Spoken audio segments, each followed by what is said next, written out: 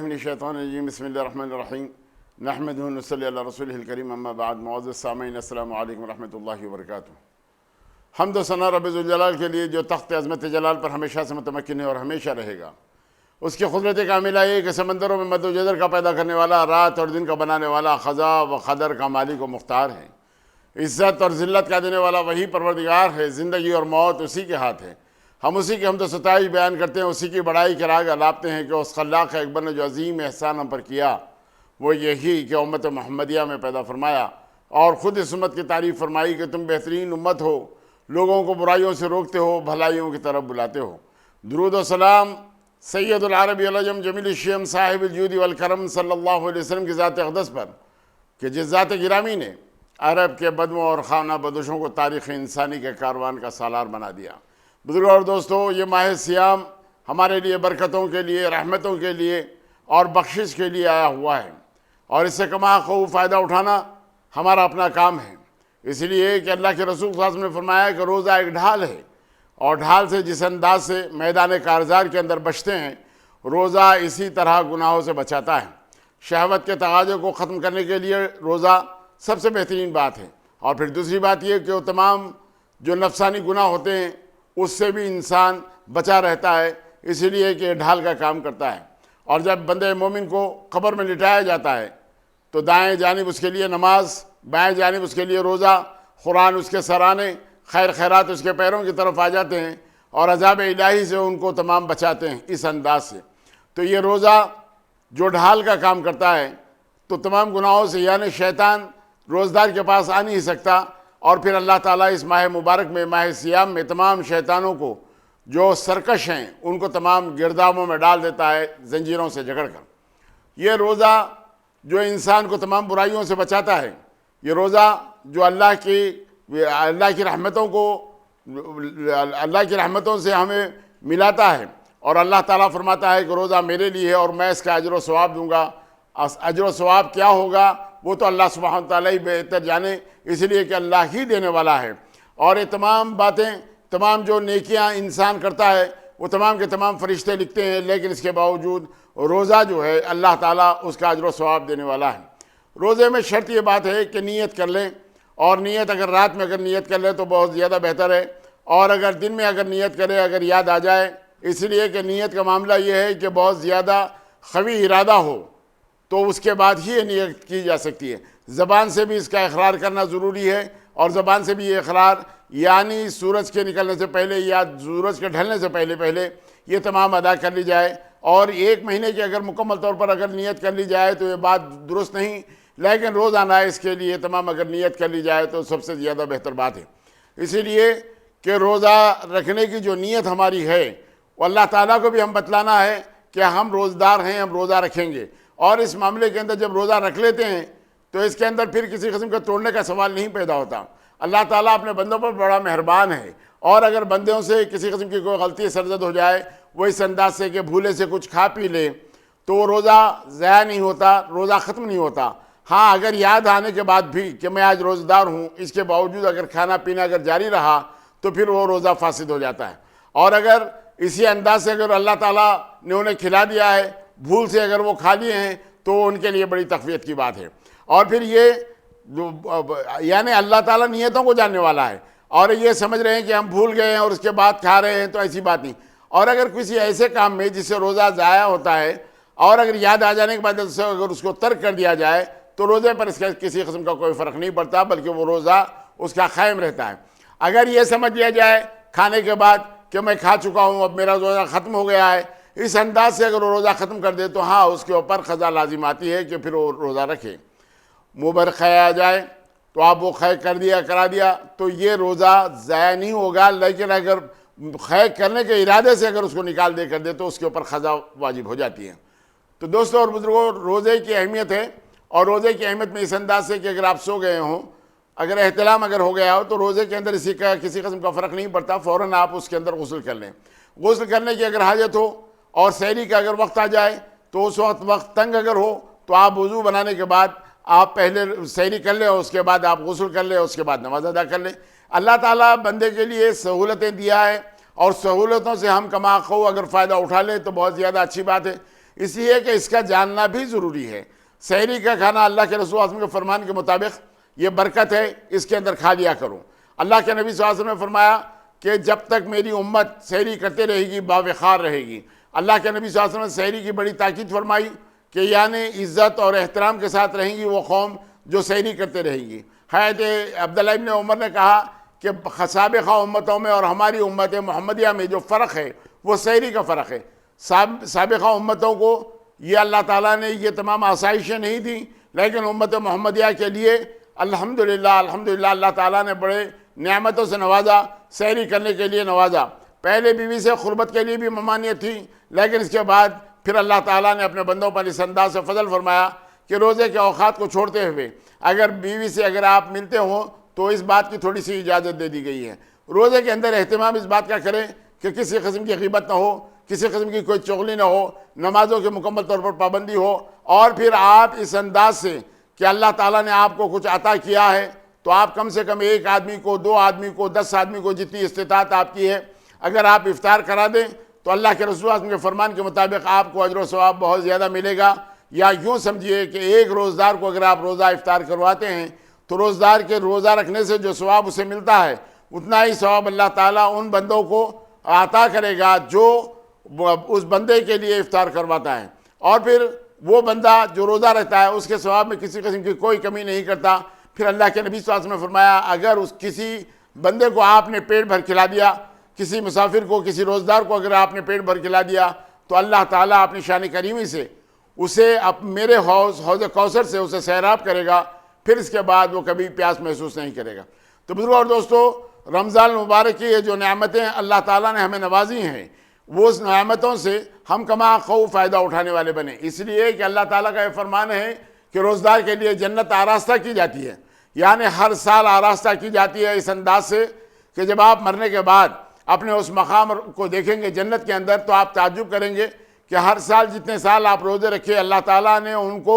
نئے طریقے سے مزین کیا اور ان کو نئے طریقے سے بنایا اور نئے طریقے سے آپ کو جنت میں رہنے کے لیے ایسا اللہ سبحانہ تعالیٰ نے موقع دیا۔ رمضان المبارک کے مہینوں میں جنت کے تمام دروازے کھول دیے جاتے ہیں، اور روزدار کے لیے ایک دروازہ ہے جس کا نام ریان ہے، جس سے صرف روزدار اندر داخل ہوں گے۔ جہنم کے تمام دروازے بند کر دیے جاتے ہیں تاکہ بندے مومن کو کسی قسم کی تکلیف نہ ہو۔ تمام شیاطین کو گردابوں میں ڈال دیا جاتا ہے تاکہ تمام روزداروں کو کسی قسم کی کوئی تکلیف نہ ہو، اور پھر روزدار کے لیے سمندر کی مچھلیاں دعائیں کرتی ہیں، اور روزدار کی بو اللہ کے پاس مشک و عنبر سے زیادہ خوبصورت ہے۔ اور جب آخری رات آتی ہے شب جائزہ جسے کہتے ہیں، اللہ تعالیٰ اپنے ان بندوں کو جنہوں نے اللہ کی رضا کے لیے روزہ رکھا ہے، اللہ تعالیٰ ان تمام لوگوں کی مغفرت فرما دیتا ہے، ان لوگوں کو تمام معاف فرما دیتا ہے۔ یہ اللہ کے انعامات ان لوگوں کے لیے ہے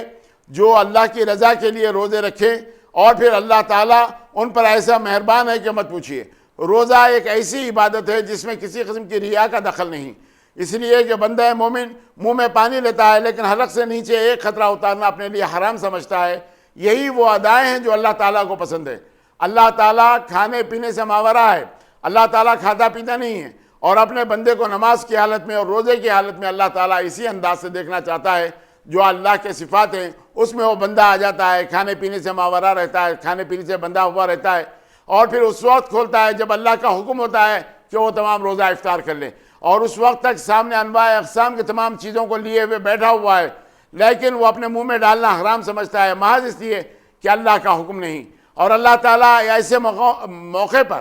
تمام فرشتوں سے سوال کرتے ہیں کہ اے فرشتوں یہ بتاؤ، یہ بندے اپنے سامنے تمام انواع اقسام کی تمام چیزیں لیے ہوئے تمام بیٹھے ہوئے لیکن کھا پی نہیں رہے ہیں، کیوں، کیا وجہ ہے؟ تو وہ بتائیں گے کہ اللہ وہ تیری رضا کے لیے بیٹھے ہوئے ہیں، اس لیے کہ ان کا وقت نہیں آیا، ان کا منشا صرف یہ ہے کہ اللہ تو راضی ہو جائے۔ تو اللہ سبحانہ تعالیٰ فرمائے گا کہ میرے جلال کی قسم میں ان تمام لوگوں کو بخش دوں گا جنہوں نے میری رضا کے لیے تمام روزہ رکھا۔ یہ روزدار کا جو مقام اور مرتبہ ہے وہ بہت زیادہ مرتبہ ہے۔ بسا اوقات ایسا ہوتا ہے کہ آدمی روزدار ہوتا ہے لیکن حادثے کا شکار ہو جاتا ہے، ایسے موقع پر آپ اسے افطار کروا دیجئے، اگر اس کو پانی کی ضرورت ہے تو پلا دیجئے، اور اگر کسی کے جان کے جانے کا دھوکہ ہے تو اس کا افطار کروا دیجئے۔ ڈاکٹر نے اگر منع کیا ہے تو آپ اس کو افطار کروا دیجئے۔ ارادہ کر لیا تھا کہ میں انشاءاللہ روزہ رکھوں گا لیکن صحت نے ساتھ نہیں دیا تو آپ جس وقت چاہے آپ روزہ افطار کر لیجئے، یہ آپ کے لیے قضا روزہ رہے گا۔ اگر آپ صحت سے رہیں گے تو پھر اس کو دہرائیں گے، اور اگر آپ کی صحت ساتھ نہیں دیتی تو اللہ نے جو آسانیاں پیدا کی ہیں، اگر کوئی آدمی کمزوری کی وجہ سے، اگر کوئی آدمی بیماری کی وجہ سے اگر روزہ رکھنے کے قابل نہ ہو، اتنا متحمل نہ ہو، تو ایک آدمی کو، ایک مسکین کو 2 وقت کھانا کھلا دے، وہ اس کا کفارہ اس انداز سے ہو جائے گا۔ اللہ کے نبی صلی اللہ علیہ وسلم کے سامنے بہت سارے ایسے واقعات بھی آئے کہ لوگ روزہ توڑنے کے بعد اللہ کے رسول صلی اللہ علیہ وسلم کے پاس آئے، اور اللہ کے رسول صلی اللہ علیہ وسلم نے ان کا جواب بتا دیا کہ آپ کو کیا کرنا ہے، کس انداز سے آپ کو مسئلہ حل کرنا ہے۔ تو بزرگوں اور دوستو، معاملہ یہ ہے کہ روزے کے اندر صرف بندے مومن کے سامنے یہ بات رہے کہ اللہ تعالیٰ اس سے راضی ہو جائے اور میں اللہ کی رضا کے لیے روزہ رکھا ہوں، اور اگر ارادے اگر اس کے ہیں تو وہ کامیاب اور کامران ہے۔ رمضان المبارک کا مہینہ برکتوں والا مہینہ ہے۔ رمضان المبارک کا مہینہ نزول قرآن کا مہینہ ہے۔ رمضان المبارک کا وہ مہینہ جس کے اندر ایک ایسی رات جو 83 سال 4 مہینے کا ثواب دلانے والی رات ہے، وہ رات رمضان المبارک کی راتوں میں آنے والی ہے۔ اللہ کے رسول صاحب نے فرمایا کہ آخری دہے کی طاق راتوں میں اسے تلاش کرو۔ 27ویں رات یہ علماء نے ہمارے لیے بتلا دیا ہے، ایک آسانی پیدا ہو جائے، وہ آسانی اس انداز سے کہ کسی بھی وقت میں اگر 27 میں آ جائے تو بندہ مومن کو تمام کا تمام فائدہ ہو۔ لیکن اللہ کے رسول صلی اللہ علیہ وسلم کے اگر فرمان کے اوپر اگر آپ نظر ڈالیں گے تو آپ کو یہ بتلا دیا گیا ہے کہ 21 کی رات، 23 کی رات، 25 کی رات، 27 کی رات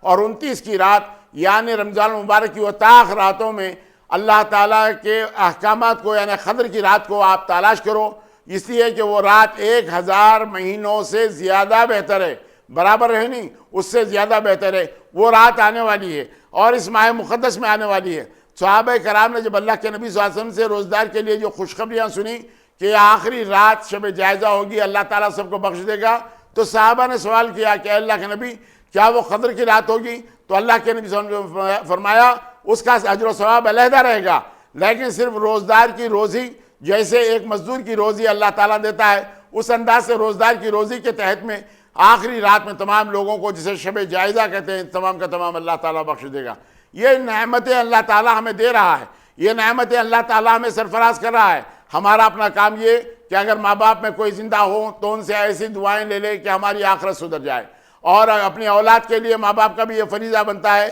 کہ ان کی اچھی نشو نما کرے، اللہ اور اللہ کے رسول کے احکامات سے آگاہ کرے، واقف کرائے اللہ اور اللہ کے تمام حبیب سے کہ ان کے احکامات کیا ہیں، زندگی گزارنے کا طریقہ کیا ہے۔ اگر آپ یہ انہیں بتا دیں تو وہ تمام زندگی آپ کی کامیاب اور کامران ہے۔ ویسے دنیاوی تعلیم کے اندر آپ جتنا چاہے علم دلا سکتے ہیں، اس لیے کہ اللہ تعالیٰ فرض کیا ہے علم دین کا سیکھنا بھی، اس لیے بچے کو اس سے بھی واقف کرائیں تاکہ وہ کسی قسم کا ثواب کے کمانے میں محروم نہ رہے۔ تو اس لیے ماں باپ کا فریضہ یہ ہے کہ اولاد پر، اور اولاد کا یہ فریضہ ہے کہ اپنے بوڑھے ماں باپ کے ساتھ ایسا سلوک کریں کہ ان کے لیے راحت کا سامان ہو، تاکہ ان کے دل سے دعائیں نکلے، زبان سے دعائیں نکلے، اور وہ دعائیں بارگاہ رب العزت کے اندر تمام مقبول ہو جائیں۔ اور دوستوں اور بزرگوں، یہ مہینہ وہ مہینہ ہے جس کے اندر صرف دعائیں کرنے کا مہینہ ہے، اس لیے کہ دعا مغز ہے عبادت کی، اور اللہ تعالیٰ فرماتا ہے کہ جو لرزتے ہوئے، گڑ گڑاتے ہوئے میری بارگاہ میں دعا کریں تو میں ان تمام لوگوں کی دعاؤں کو قبول فرماتا ہوں۔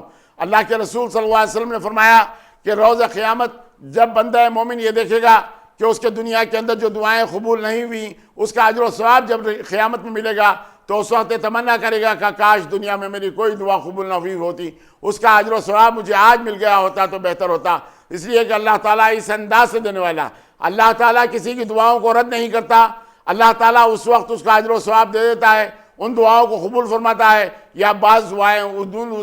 دور کے لیے یا روز قیامت کے لیے تمام مختص کر دی جاتی ہیں، روک دی جاتی ہے، ویسے ہی رہ جاتی ہیں، اور پھر اس کا اجر و ثواب اس دن ملتا ہے۔ تو رمضان المبارک کا مہینہ عبادتوں کا مہینہ ہے۔ رمضان المبارک میں دن میں سونا بھی عبادت ہے، اس لیے کہ ارادہ صرف یہ ہو کہ رات میں اٹھوں گا، رات میں جاگوں گا اور میں تراویح پڑھوں گا اور اس کے بعد تہجد پڑھوں گا، اور سحری کے لیے مجھے کسی قسم کی کوئی تکلیف نہ ہو، اس انداز سے اگر آپ دن میں سوتے ہیں وہ بھی آپ کے لیے عبادت ہے۔ سحری کے تعلق سے کم یہ بتلایا گیا کہ اگر آپ سحری کو نہ اٹھ سکیں اور بالکل اگر مجبوری اگر کسی قسم کی ہو تو کم سے کم 1-2 گھونٹ پانی پی لیں، یا 1-2 گھونٹ آپ دودھ پی لیں، اس انداز سے آپ سحری کر لیں، یا 2 لقمے کر لیں، تو سحری کا اجر و ثواب اللہ تعالیٰ دے گا، اس سے وہ اس بندے کو محروم نہیں رکھے گا۔ تو مطلب یہ ہوا کہ آپ سحری کرنا آپ کے لیے ضروری ہے تاکہ یہ فرق محسوس ہو کہ سابق امتوں میں اور ہماری امت میں کیا فرق ہے۔ اللہ کے رسول اعظم کے فرمان کے مطابق اس کے لیے عزت اور وقار ہے جو سیری کرتا ہے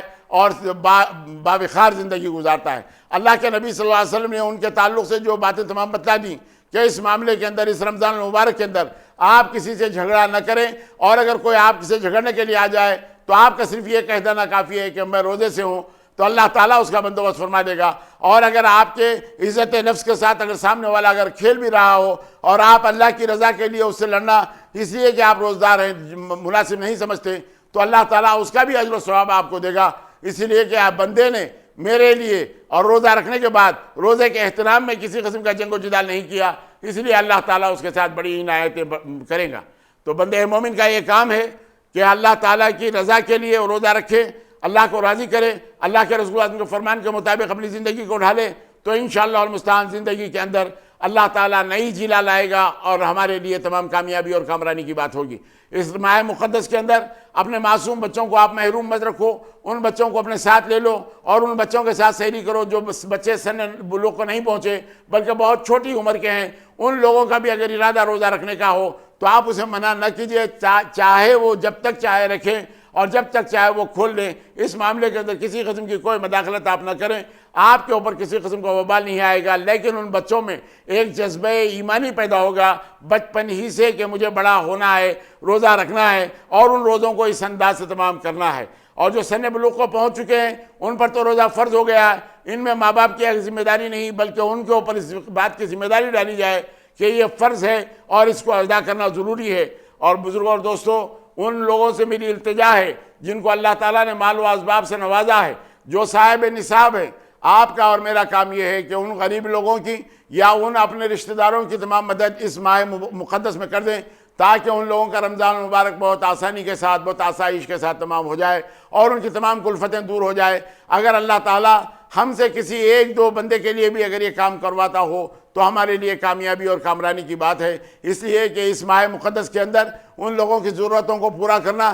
یا دینی مدارس تک اپنا پیسہ پہنچانا، یا اہل محلہ میں پہنچانا، یا ذوی الاقارب میں جو خرابت دار ہیں ان تک پہنچانا، یہ بڑے ثواب کی بات ہے۔ اس معاملے کے اندر کسی قسم کی اگر آپ کی مخالفت ہو تو اس کی پرواہ کیے بغیر اللہ کی رضا کے لیے اگر آپ کوئی کام کرتے ہو تو اللہ تعالیٰ ہماری نیتوں کو جاننے والا، ہماری دعاؤں کو سننے والا، ہم پر عنایتیں کرنے والا، ہم پر کرم کرنے والا، ہماری عبادتوں کو قبول فرمانے والا پروردگار عالم ہے، اسی کے پاس اجر و ثواب ہے اور اسی سے ہم متمنی رہے، اسی سے ہم یہ کام کریں تو انشاءاللہ المستعان ہمارے لیے کامیاب اور کامران بات ہو سکتی ہے۔ اور اس معاملے کے اندر خدا نخواستہ کسی قسم کے گناہوں میں اگر ملوث ہو جائے تو وہ پکڑ علیحدہ ہے، ان پکڑ سے بچنے کے لیے ہم کو ایک کام کرنا چاہیے کہ ہم اپنے آپ کو سدھاریں اور اپنی اولاد کو سدھاریں، اپنے اہل و عیال کو سدھاریں، جو آپ کے ذمہ دار ہیں ان کی ذمہ داری جو آپ پر ہے اس کو کما حق ہو اگر آپ ادا کریں تو اللہ کے پاس آپ پوچھ سے اس دن بچ جائیں گے جو روز قیامت کا دن ہے، جو سب سے زیادہ سخت دن ہے۔ اللہ تعالیٰ اس دن اپنے بندوں پر مہربانی فرمائے گا،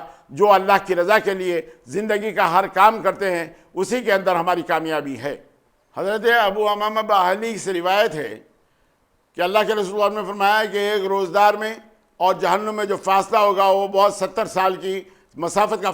فاصلہ ہوگا، یعنی روزدار سے اللہ تعالیٰ جہنم کو اس انداز سے دور کر دیں گے۔ اللہ رب العزت اتنا مہربان ہے اپنے بندوں پر کہ اللہ ہر رات بخشش فرماتا ہے روزداروں کی، اور پھر شب جائزہ میں تو معاملہ الگ ہے، لیکن ہر روز رات میں بھی اللہ تعالیٰ یہ عنایتیں فرماتا ہے۔ اللہ کے رسول صلی اللہ علیہ وسلم کے پاس ایک شخص آیا اور اس نے کہا کہ اللہ کے رسول میں سب سے زیادہ اچھا بننا چاہتا ہوں، میں کچھ سوالات کرنا چاہتا ہوں۔ اللہ کے نبی صلی اللہ علیہ وسلم نے فرمایا کہ جو سوال کرنا ہے کر لو۔ اس انداز سے آپ نے اجازت دی تو آپ نے فرمایا کہ یعنی اللہ کے بندوں کے ساتھ اچھا سلوک کروں۔ کہا کہ میں اللہ اور اللہ کے رسول کا مخالف بننا چاہتا ہوں، تو کہا کہ اللہ اور اللہ کے رسول سے جس سے محبت ہے تم اس سے محبت کرو، اللہ اور اللہ کے رسول کو جس سے دشمنی ہے تم اس کے ساتھ دشمنی رکھو، تو اللہ اور اللہ کے رسول کے مخالف بن جاؤ گے۔ کہا کہ اے اللہ کے رسول میری روزی میں برکت ہو، تو اللہ کے رسول نے فرمایا کہ تم ہمیشہ باوضو رہا کرو، تمہاری روزی کے اندر اللہ تعالیٰ برکت دے دے گا۔ کہا کہ میں باوقار رہنا چاہتا ہوں، تو آپ نے فرمایا کہ تم دوسروں کے لیے بھی وہی پسند کرو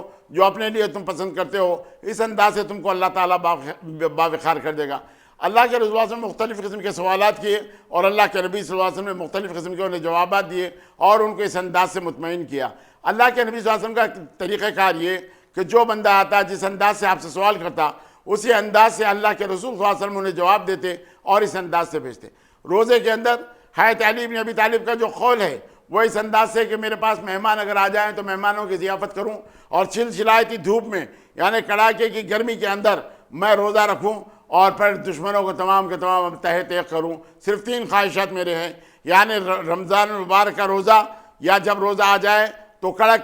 گرمیوں میں یعنی چلچلاتی دھوپ کے اندر میں روزہ رکھوں تو اس کا مزہ ہی کچھ اور ہے. اس انداز سے حضرت علی بن ابی طالب نے فرمایا. اور پھر صحابہ کرام کے جو روزے ہوا کرتے، صحابہ کرام جس انداز سے کیا کرتے، اللہ کے نبی صلی اللہ علیہ وسلم نے فرمایا کہ کھجور سے روزہ کا افطار کر لیا کرو، اور اگر کھجور نہ ملے تو پانی سے افطار کر لیا کرو. یا اللہ تعالیٰ نے جو حلال چیز آپ کو دے دی ہے اس سے بھی آپ کو کرنے کی اجازت ہے. لیکن سب سے زیادہ بات یہ ہے کہ اللہ کے نبی صلی اللہ علیہ وسلم کا طریقہ کار یہ کہ تر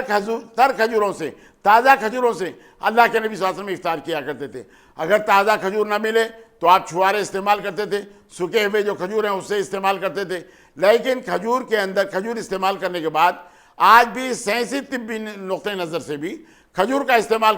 کر لینا روزے میں جو کمزوری انسان میں پیدا ہوتی ہے اس کے لیے وہ برابری کرنے والا ہو جاتا ہے، یعنی اس کو پر کرنے والا ہو جاتا ہے. اسی لیے کھجور رمضان المبارک میں بہت زیادہ استعمال کیے جاتے ہیں. اور رمضان المبارک کے اگر روزے اگر کھجور سے اگر کھولے جائیں تو سنت نبوی کی پیروی بھی ہوتی ہے، اور جس میں جو کمزوری پیدا ہوتی ہے اس کمزوری کو دور کرنے کے لیے بھی کھجور سب سے زیادہ اچھی غذا ہے. اللہ تعالیٰ نے اس ماہ مقدس کے اندر ہمارے لیے غذاؤں کو، ہمارے لیے تمام انواع اقسام کے تمام میووں کو اور زیادہ کرتے ہوئے اللہ تعالیٰ برکتیں دیتا ہے، اور اس کے اندر ہماری غذائیں بہت زیادہ بڑھ جاتی ہیں. یہ اللہ کا کرم ہے کہ لوگ یہ سمجھتے ہیں کہ مسلمان بھوکے رہتے ہیں، لیکن مسلمانوں کے سامنے جو آسائش ہوتی ہے، مسلمانوں کے لیے جو غذا اللہ تعالیٰ بلند کا بہت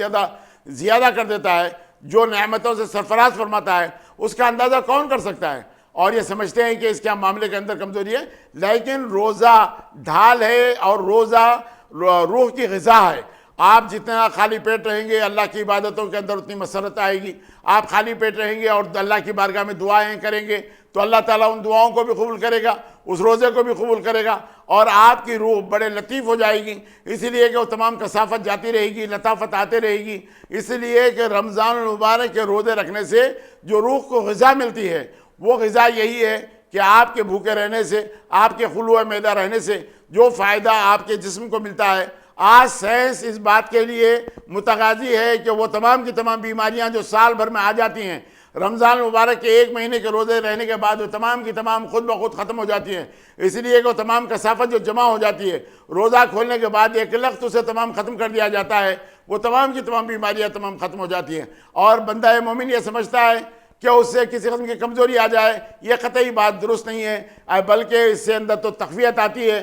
اور اس کے بعد پھر رمضان المبارک کی وہ راتیں جب آپ تراویح پڑھ لیں تو اس کے بعد جو چیز سہانی ہو جاتی ہیں کہ مت پوچھیے. اللہ کی رحمتوں کا نزول ہوتا ہے رمضان المبارک کے اندر. بندے مومن یا وہ اہل اللہ سمجھ سکتے ہیں کہ کیسے کس قسم کی باتیں تمام ہو رہی ہے اور کیا انوار کی بارش ہو رہی ہے. اللہ تعالیٰ اپنے بندوں پر کیا مہربان ہے، کس انداز سے اللہ تعالیٰ عنایتیں کرتا ہے، کس انداز سے اللہ تعالیٰ نوازشیں کرتا ہے. یہ بندہ مومن کو اس دن پتہ چلے گا جس دن وہ روز قیامت اللہ کے حضور ہوگا. اس کو جو اجر و ثواب تمام ملے گا، تمام عبادتوں کا ثواب کیا ملے گا اور روزے دار کے روزے کا ثواب کیا ملے گا، وہ تو اسی دن جان پائے گا کہ اللہ تعالیٰ نے اسے کیا کیا عنایتیں فرمائی ہیں. روزہ رہنے سے تمام مشکلات جو بدنی ہیں، تمام بیماریاں جو تمام ہیں، وہ سب کے سب اللہ تعالیٰ تمام دور کرے گا، اور ان آفتوں سے، ان مشکلوں سے اللہ تعالیٰ اس بندے کو بچائے گا جو اللہ کی رضا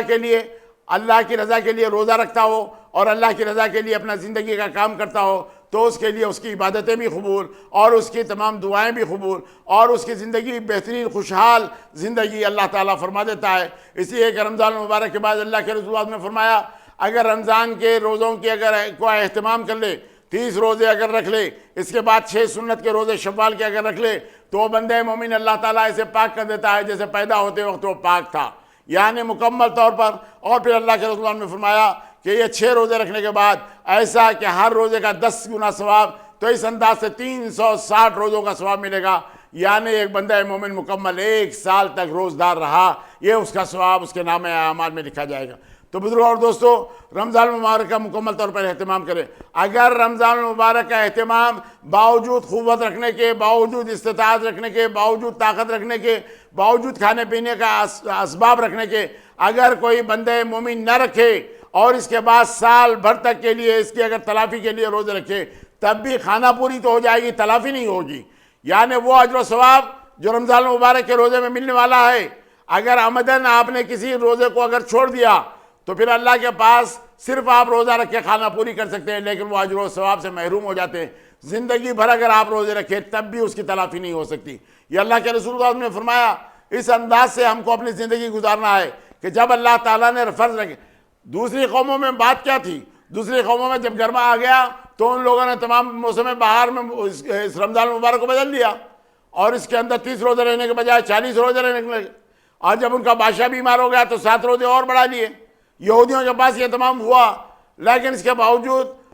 امت محمدیہ میں یہ بات نہیں. امت محمدیہ میں تو رمضان المبارک سرما میں آئے گا، گرما میں آئے گا، بارش میں آئے گا، یعنی سال کے 12 مہینوں کے اندر تمام گردش کرتا رہے گا اور آگے پیچھے جس کے تمام اوقات ہوتے رہیں گے. تو اس معاملے کے اندر احتیاط کرنے کی ہمیں ضرورت ہے. ہم کو دوسروں کی تقلید کرنے کی ضرورت نہیں ہے. موسم بہار میں روزے رکھنے کی ضرورت نہیں ہے. اگر رمضان المبارک گرما میں آتا ہو، چلچلاتی دھوپ میں آتا ہو تو آپ اس کو برداشت کر لیں، اس لیے کہ وہ تو روزے کا مزہ ہی کچھ اور اس کے بعد اگر موسم بہار میں آتا ہے تو یہ آپ کی خوش قسمتی، آسانی کے ساتھ آپ کے روزے نکل جاتے ہیں. اب اس سال تو بہت آسانی کے ساتھ روزے گزرنے کے لیے اب موسم بہار میں آ گیا ہے رمضان المبارک. اہتمام اس بات کا کیا جائے کہ ایک روزہ بھی نہ چھوٹنے پائے. اپنے گھر والوں کو بھی اس بات کے لیے مستعد کر دیں. وہ بچے جو سن بلوغ کو پہنچے ان لوگوں کے لیے بھی مستعد کر دیں کہ وہ برابر روزہ رکھیں، اللہ کی رضا کے لیے روزہ رکھیں. جو خیر و برکت کی بات ہے، خیر و برکت لانے والی باتیں ہیں، ان لوگوں کے اوپر اگر عمل کریں تو انشاءاللہ المستعان ہم کامیاب اور کامران رہیں گے.